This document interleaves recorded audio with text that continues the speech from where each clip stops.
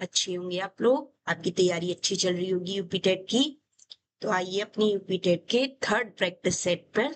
हमारा आज का सेट है science in daily life and technology. ये टॉपिक काफी ज्यादा पूछा जाता है जनरल साइंस में। तो फर्स्ट क्वेश्चन है आपका, पहले क्वेश्चन की तरफ बढ़ते हैं। फर्स्ट क्वेश्चन है, भारत में हरित क्रांति के जनक कौन थे? Who is known as father of the green revolution? तो इसका सही जवाब है MS स्वामीनाथन। इन्हें father of the green revolution कहा जाता है। और आपको पता होगा ग्रीन रेवोल्यूशन किसके रिलेटेड है? ग्रीनरी के लिए, ठीक है, ज्यादा से ज्यादा पेड़ लगाने के लिए। अगला सवाल, हम अगले सवाल की तरफ बढ़ते हैं। हमारा दूसरा सवाल है, which gas is primary responsible for global warming? Global warming के लिए कौन सी गैस जिम्मेदार है? तो ग्लोबल वार्मिंग के लिए जो गैस जिम्मेदार है उसका सही जवाब है कार्बन डाइऑक्साइड, CO2 ही ग्लोबल वार्मिंग के लिए जिम्मेदार है। इसकी वजह से अर्थ का टेम्परेचर बहुत ज्यादा बढ़ जाता है, जिसकी वजह से सारी तरफ जो ग्लेशियर्स हैं वो पिघल रहे हैं, इसे हम ग्लोबल वार्मिंग कहते हैं। अगला सवाल है आपका, penicillin was discovered by? Penicillin को डिस्कवर किसने किया था? तो इसका सही जवाब है अलेक्जेंडर फ्लेमिंग। अलेक्जेंडर फ्लेमिंग ने सबसे पहले पेनिसिलिन को डिस्कवर किया था, जो एक एंटीबायोटिक है। पेनिसिलिन क्या है आपकी? एक एंटीबायोटिक। अगला सवाल है हमारा, नेक्स्ट क्वेश्चन है, Which of the following is a renewable source of energy? Renewable मतलब जिसको दोबारा दोबारा यूज किया जा सके, तो वो है सोलर एनर्जी, सौर ऊर्जा, जिस पर आजकल सरकार काफी गंभीर रूप से ध्यान दे रही है और इसको काफी प्रमोट भी किया जा रहा है, जिसके लिए आपने आसपास सोलर पैनल्स भी देखे होंगे। अगले सवाल की तरफ बढ़ते हैं। हमारा नेक्स्ट क्वेश्चन है, vitamin C is also known as? Vitamin C को और कहा क्या क्या केमिकल नेम क्या है? Ascorbic acid. विटामिन सी को क्या कहा जाता है? Ascorbic acid. और विटामिन सी कौन सी की कमी से कौन सी बीमारी हो सकती है? विटामिन सी की कमी से जो बीमारी होती है वो होती है स्कर्वी। ठीक है, अब अगले सवाल पर आगे बढ़ते हैं। नेक्स्ट क्वेश्चन है हमारा, दूध की शुद्धता किससे मापते हैं? Which instrument is use to measure the purity of milk? भाई आजकल मिल्क की बड़ी शिकायतें आ रही हैं, बड़ा गंदा मिल्क आ रहा है, मिलावटी दूध मिलता है हमें, तो हम इसकी जांच करने के लिए किसका इस्तेमाल करते हैं? लेक्टोमीटर। किसका इस्तेमाल करते हैं? लेक्टोमीटर। बैरोमीटर का इस्तेमाल डायरेक्शन पता करने के लिए किया जाता है। थर्मामीटर आपको पता है टेम्परेचर पता करने के लिए यूज करते हैं। और हाइड्रोमीटर, हाइड्रो का मतलब है पानी की जांच के लिए।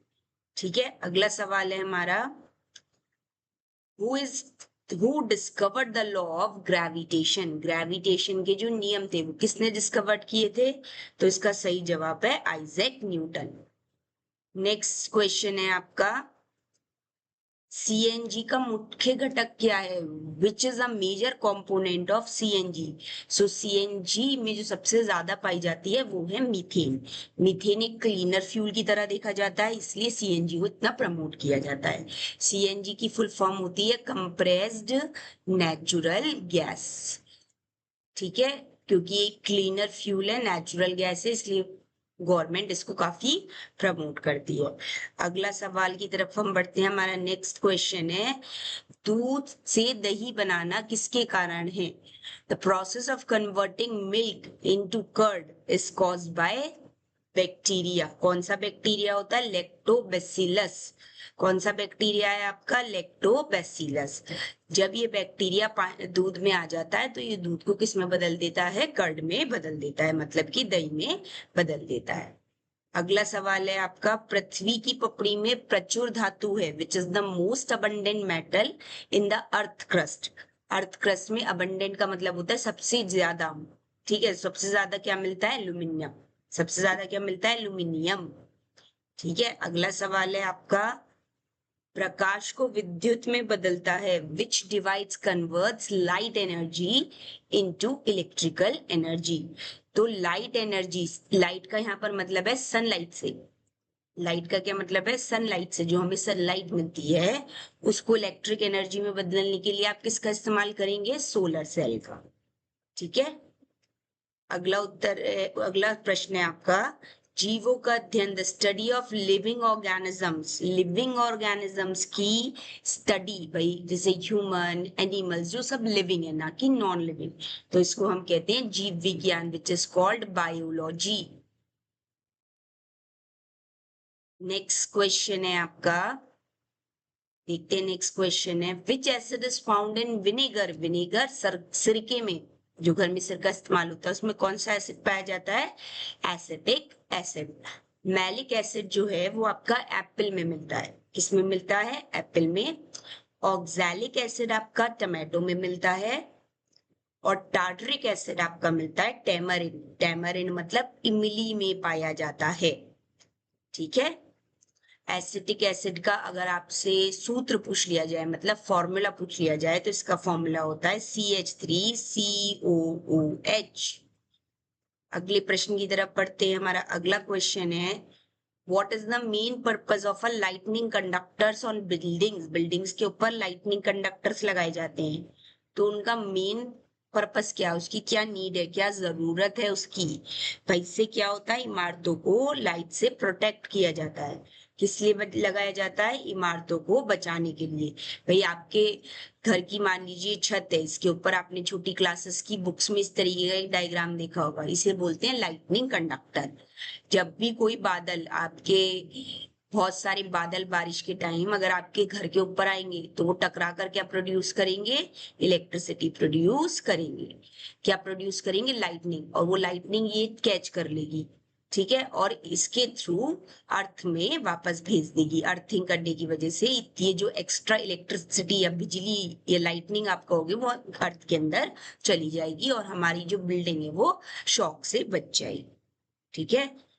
नेक्स्ट क्वेश्चन है आपका, which of these following is a communicable disease, communicable disease जो फैल जाए छूने से या किसी कारण से फैल सकता हो, तो जो आपकी खाली छूने से नहीं, वैसे भी भाई अगर आप ऐसे सिरिंज वगैरह लगा ले तो जिससे फैल जाती है, वो है आपकी तपेदिक।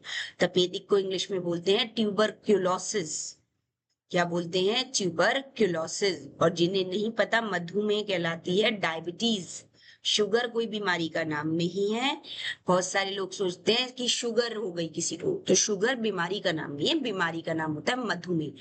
तो डायबिटीज एक कम्युनिकेबल डिसीज नहीं है, कैंसर भी एक कम्युनिकेबल डिसीज नहीं है, अस्थमा नहीं है, लेकिन ट्यूबरक्यूलोसिस एक कम्युनिकेबल डिसीज है। नेक्स्ट क्वेश्चन है आपका, बल की एसआई इकाई क्या है, SI unit of force, force की एसआई यूनिट क्या होती है, न्यूटन। फोर्स की एसआई यूनिट क्या होती है, न्यूटन। और एक और एसआई यूनिट होती है इसकी, किलोग्राम पर मीटर स्क्वायर, पर मीटर सेकेंड, आप क्या कहोगे, पर मीटर सेकेंड स्क्वायर, ठीक है। क्योंकि क्या होता है, फोर्स को हम मास इनटू एक्सिलरेशन भी कहते हैं, तो kilogram metre square, metre second square, ठीक है, ये भी इसकी एक यूनिट होती है। जूल जो है वो आपकी वर्क की एसआई यूनिट होती है, वॉट आपकी पावर की एसआई यूनिट होती है, और जो आपकी पास्कल है वो आपके प्रेशर की एसआई यूनिट होती है। नेक्स्ट क्वेश्चन की तरफ बढ़ते हैं। हमारा अगला सवाल है, who developed the theory of evolution by natural selection, natural selection से इवोल्यूशन की थ्योरी की, भाई पहले हम बंदर थे, फिर हम धीरे धीरे इंसान बन गए, तो ये इवोल्यूशन जो हमारी बॉडी के अंदर हुआ है, इसके बारे में ये थ्योरी किसने दी थी, चार्ल्स डार्विन। किसने दी थी, चार्ल्स डार्विन। सो सही जवाब है आपका चार्ल्स डार्विन। नेक्स्ट क्वेश्चन है आपका, कमरे पर तरल धातु, which metal is liquid at room temperature. आप सबको पता होगा, इसका सही उत्तर है पारा। पारा मतलब मरकरी, इसलिए थर्मामीटर में मरकरी का इस्तेमाल किया जाता है। रूम टेम्परेचर पर ये लिक्विड की तरह ही रहती है, ठीक है। अगला सवाल है आपका,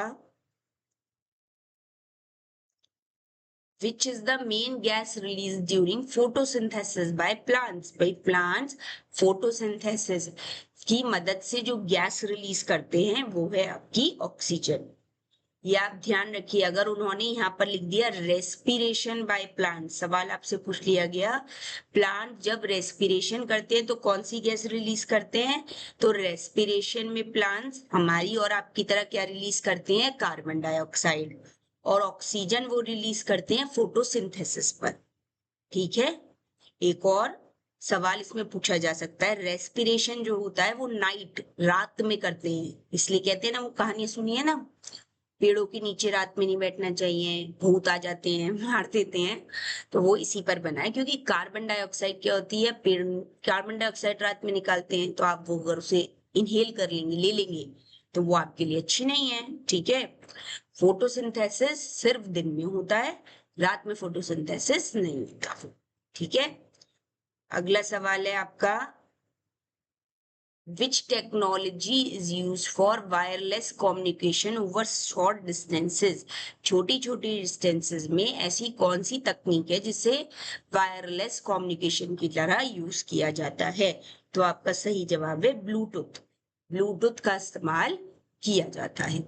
आई होप ये क्वेश्चंस आपके लिए हेल्पफुल रहेंगे, ऐसे ही और टेस्ट सीरीज लेकर हम फिर हाजिर होंगे। इसी के साथ thank you, all the best for your UP TET exam.